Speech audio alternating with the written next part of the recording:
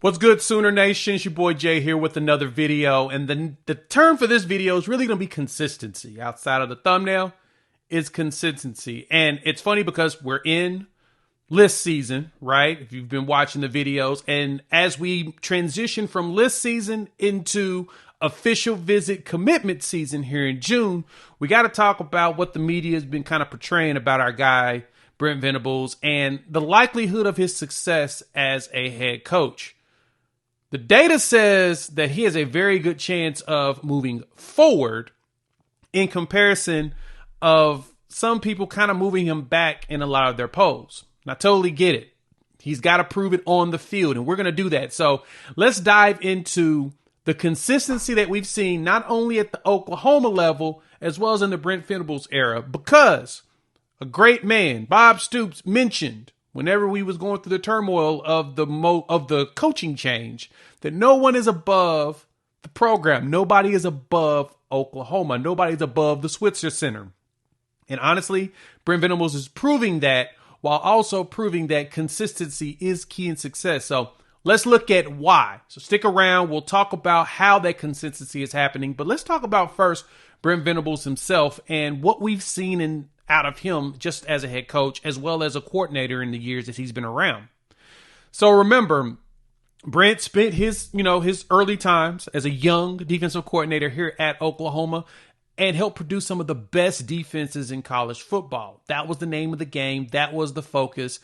And as that era came to an end, he went to Clemson, and we've shown the data here. We'll pull that up again closer to the season. But Venables showed that he can take a defense that's a little bit on the questionable side and move it up. He did that at Clemson, moving Clemson from the 50s to the 30s in the advanced metrics, all the way up to top 5 in just about every metric as they were winning national championships and beating the gauntlets of teams in the SEC to do that. And so we know that Venables can do it as a defensive coordinator. So as he comes to Oklahoma, he decides to rip everything to the studs to get back to the culture of what Oklahoma is. Started off with, the 6-7 season and moved right into a 10-3 year with, some ups and downs. But this is the thing that I think the media is missing when it comes to Brent Venables going forward in the next few years. First and foremost, yes, Oklahoma has seen a change in the offensive coordinator, adding Seth Littrell, who is a former Sooner, who was on staff last season. Isn't as big, but bringing in a new defensive coordinator in Zach Alley, which everyone has already proclaimed as a clone of Brent Venables, we see that Oklahoma is moving forward in a different way. But the best thing about it is this will most likely be the best defense Brent Venables has had here in a very long time. We're bringing back over 86% of production. Bill Connolly just updated his SP Plus as well as his returning production, and Oklahoma has moved up from in the 60s to like 53. We'll break that down in another video, so stick around for that. But the thing that, as far as consistency go, and the thing that I want y'all to pay attention to and understand the most is recruiting, because we all know the key thing to be successful in college football is going to be about your recruiting. Your recruiting classes are the most important. Now, granted, some programs have done a lot and done very well in recruiting, but also produced nothing on the field. That's why you've seen a bunch of coaching changes at said programs. But Oklahoma is one of those that's shown consistency. So On3 put up a poll, they put up their highest average recruiting class rankings from 2021 to 2024. Now remember, On3 hasn't been around for very long, so this is probably why they went back to 2021. And when we pull it up, you see that Oklahoma's right there at 7.5 is the average. So they're maintaining top 10 classes since 2021. So that includes the O'Reilly regime, which is that 1 year. And then Brent Venables coming in. He's kept this team building up top 10 classes every year. That's really all you need to be successful in college football. Now, granted, the next thing you have to have is the coaching ability. And that's kind of always the question is, what does the coaching look like? Not only at the head coaching spot, but the coordinators that they hire. We look at the competition here, like Texas here. They've averaged 7, so they're right around what Oklahoma's average. And one thing that we've seen out of some of their coaching staffs is there's a lot of turnover. There was a lot of turnover. Now, Sarkisian may have stabilize the boat, especially at the offensive defensive coordinator positions. But that was the one thing that Alabama saw in the last few years where their struggles were. Wasn't that it was Nick Saban, it was that he just didn't have all the great assistants that he's used to having, right? Making those changes kind of get you. And so for Oklahoma, the consistency of staying in the top 10 is big. Now all Oklahoma has to do is go out and win. And Brent Venables' history has shown us that the teams that he coached, teams that he's led, remember, when he was at Clemson, defense was all him.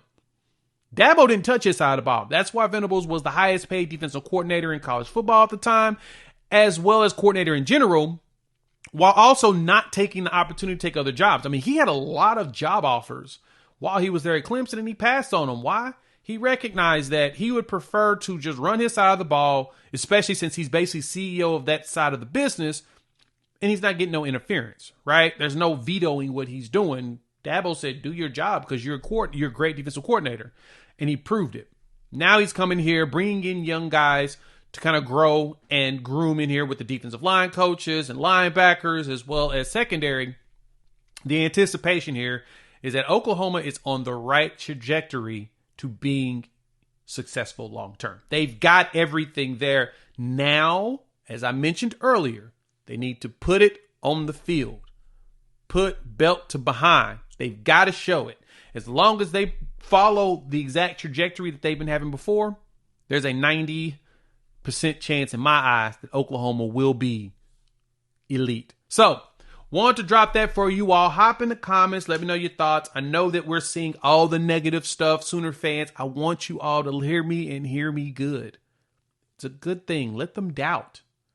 Let them doubt. They're following certain metrics of data, and all we've got to do is show them that, yes, those metrics would do that to some coaches, but the way that Brent Venables is setting things up, we're going the opposite direction. So let them speak. Let them eat crow afterwards. You made this far, like the content, please hit the like button. If you're new to the channel, subscribe. Love for y'all to join this great family of college football fans. We talk OU football, SEC, and college football in general, and we have a blast doing it. All right. So as y'all see, got some other videos here to check out. We'll have that video up talking through Bill's SP Plus probably on Friday. So if you're watching this one late, it'll probably show up on here. So join us. We'll talk soon. Peace.